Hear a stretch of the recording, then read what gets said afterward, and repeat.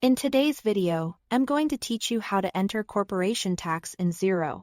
We're going to walk through the process clearly and simply, so you can record your corporation tax properly at year-end and make sure your accounts reflect both the expense and the amount owed. To begin, open your Xero dashboard. Before you enter any journal, it's important to check your chart of accounts and confirm that the correct accounts already exist. This matters because corporation tax usually needs to be tracked in two separate ways. First, you need a corporation tax expense account.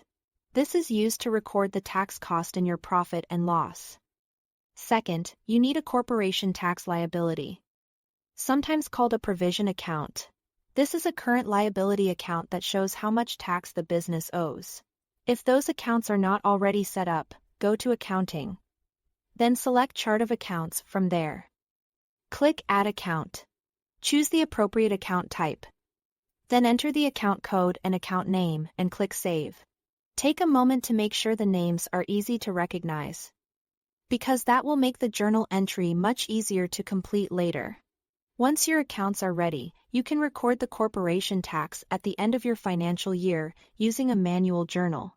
This is the step that actually posts the tax amount into your books.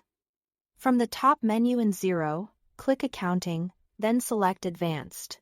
Next, click Manual Journals. When the page opens, click the Add Journal button to create a new entry. In the narration field, enter a clear description, such as corporation tax for year ending 2020.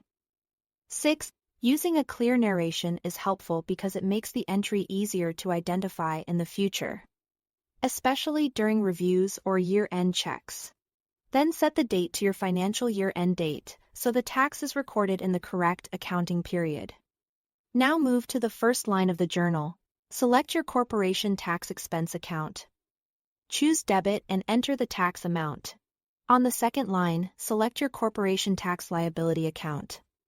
Choose Credit and enter exactly the same amount. The debit records the tax cost, while the credit records what the business owes, so both sides must match exactly for the journal to post correctly. Once everything has been checked, click Post to finalize the entry. That's all to it. Thanks for watching.